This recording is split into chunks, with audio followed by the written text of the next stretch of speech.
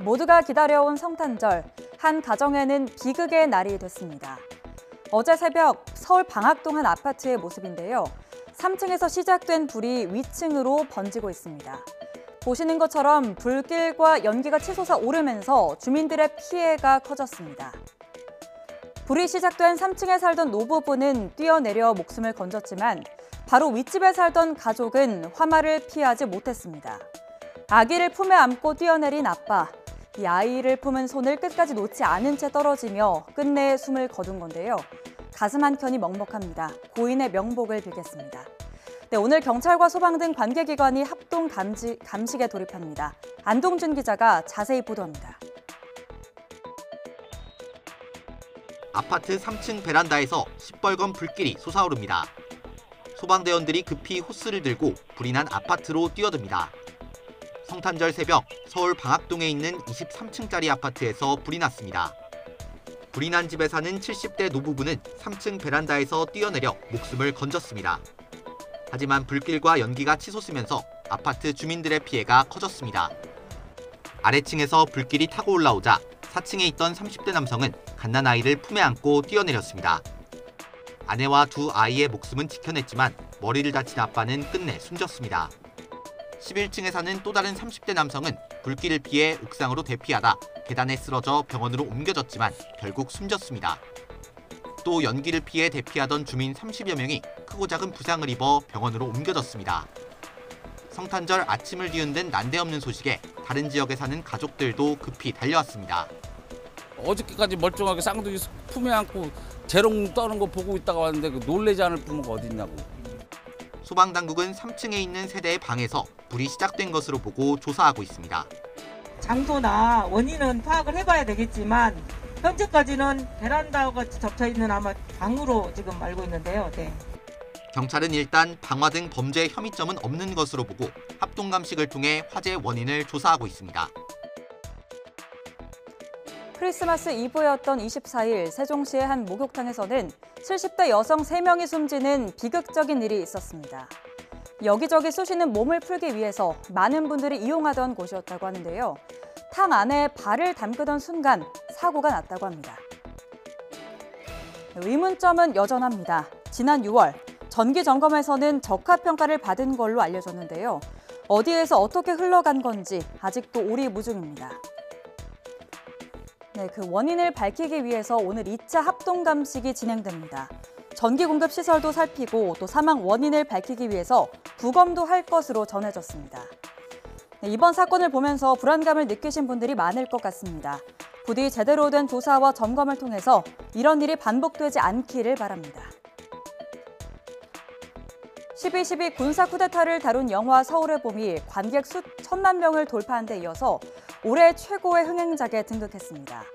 2023년 첫 번째 1,000만 영화였던 범죄도시 3의 관객 수를 넘어선 건데요. 서울의 봄이 영화관의 봄을 찾아줬다는 말도 들려오고 있습니다. 네, 그런데 흥행이 이어지자 논란도 뒤따르고 있습니다. 보수 성향 단체들이 학교 교장을 직권 남용죄 등으로 고발하고 있는데요. 해당 학교가 학생들과 함께 영화 서울의 봄을 단체 관람했다는 게 그 이유입니다. 한 단체는 학교 앞을 찾아가 시위를 벌이기도 했는데요. 이 비슷한 논란이 이어지자 조희연 서울시 교육감이 SNS에 입장을 냈습니다.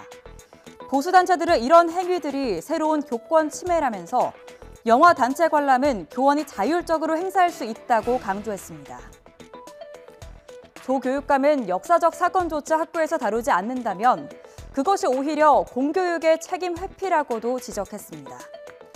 영화를 볼 때만 해도 이런 해당 학교들 상황이 논란이 될 거라고는 예상도 하지 못했을 텐데요. 과거를 잊은 민족에게 미래는 없다는 말도 있죠.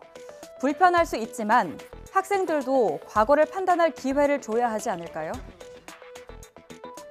YTN은 해경의 초과수당 부족으로 인한 현장의 우려를 연속 보도하고 있는데요.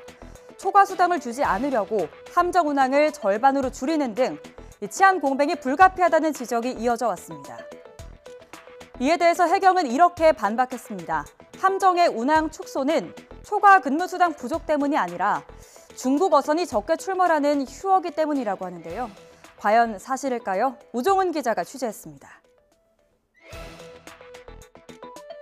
해경이 지난 7월 내부에 공지한 자료입니다. 올해 초과 수당이 부족해 경비구역 통합 대책을 시행한다는 내용이 담겨 있습니다. 이에 따른 치안 공백 우려를 담은 YTN 보도 이후 해경은 갑자기 입장을 바꿨습니다. 초과 수당 문제가 아니라 중국 어선이 상대적으로 적게 출몰하는 휴업이라 함정 운항을 줄였다는 겁니다. 기획재정부가 앞서 내놓은 보도 해명 자료 설명과 같은 내용입니다. 그런데 해경 함정들 운항 자료를 살펴보면 이해가 가지 않는 점들이 눈에 띕니다. 지난해 5월부터 5달 동안 휴어기 때 대형 함정은 한 달에 11.4일 동안 불법 어선 단속에 나섰는데 이는 휴어기가 아닐 때 월 평균 12.2일 출항해 있던 것과 별다른 차이가 없었습니다. 심지어 지난해 중형 함정은 휴어기 때 평소보다 더 자주 단속에 나섰습니다. 올해 들어선 유독 7월과 8월만 출항이 줄었는데 공교롭게도 초과 수당 부족을 이유로 경비구역 통합에 들어간다고 내부 공지한 이후입니다.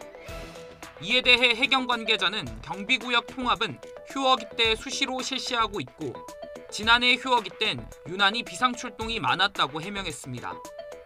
하지만 내부에 처음 공지할 때 왜 초과 수당 부족을 이유로 들었는지에 대해선 여전히 대답을 내놓지 못하고 있어 갑작스런 입장 변화에 의문만 커지고 있습니다. 이런 가운데 해경 내부망에는 수뇌부가 손바닥으로 하늘을 가리려 한다며 말 바꾸기에 대한 비판이 잇따르고 있습니다.